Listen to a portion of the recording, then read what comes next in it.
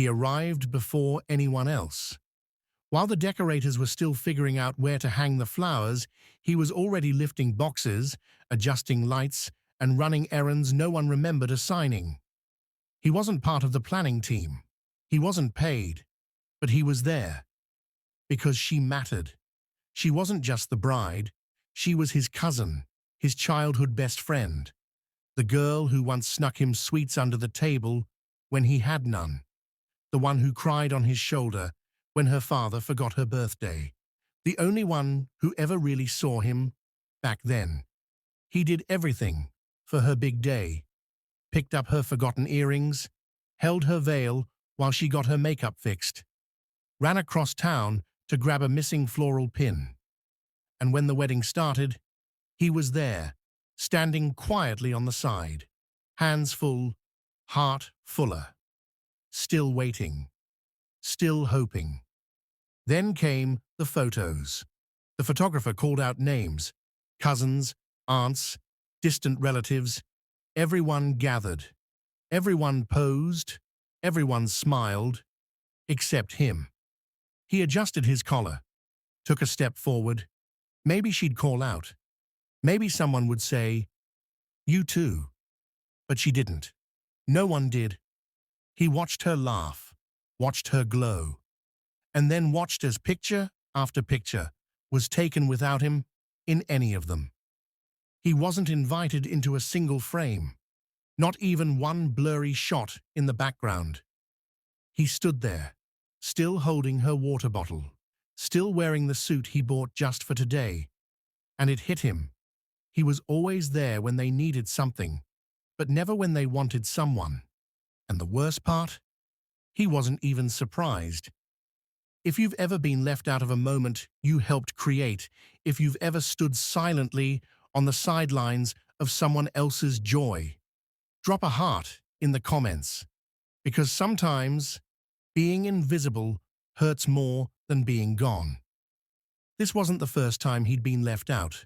It was just the most obvious.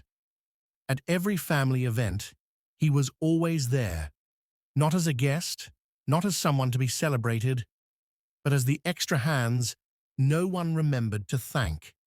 Birthdays, funerals, graduations, he showed up, helped set things up, stayed behind to clean, and left without anyone asking if he ate. Being overlooked wasn't rare for him. It was routine. At the last Eid dinner, they ran out of chairs, so he stood in the corner and ate with a plate balanced on his hand. At his uncle's funeral, people mistook him for the driver. Even when his sister got married, someone told him, "You don't really look like part of the family." That sentence stuck. He kept showing up anyway, because he thought that's what love was. Quiet service, unseen loyalty, being the one who never needed recognition, just the comfort of being needed. But this wedding, her wedding, felt different. Or at least, it was supposed to. She used to tell him he was the only person who truly got her. She called him at midnight to cry, told him about the people who made her feel small, swore that he was family in a way no one else could ever be. So, deep down, he thought this time would be different, that she would remember. But as the photographer moved from group to group, shouting names and smiling at strangers, no one called his. And the bride, the same girl who once told him he was home, didn't even glance his way. He kept standing there, waiting, hoping, telling himself, they're just busy. She'll notice. Any second now. But the seconds passed. The flashes went off. People laughed and hugged. He disappeared in the background of his own memories. No one asked, "Where is he?" Because no one noticed he was ever there. If you've ever stayed loyal to people who forgot you the moment they smiled for the camera, comment, "I was there too." Because sometimes the ones we never frame are the ones who held everything together. Golden hour wrapped the garden in soft light. The kind of glow people dream about for perfect wedding pictures. The photographer called it magic. "Let's get the final group shots," he shouted, voice excited.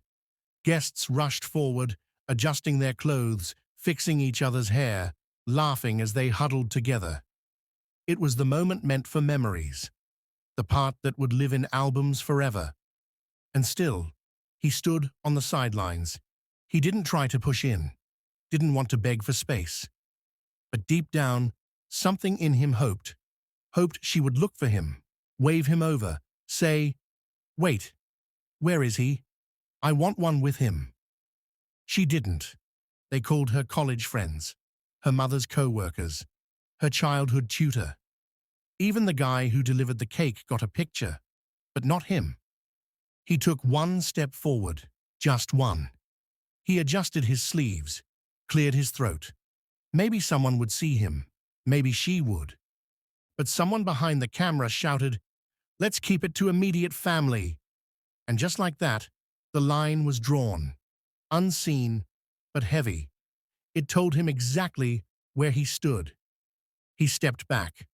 Father this time, not angry, not bitter, just done. He looked at her. She was smiling, arms wrapped,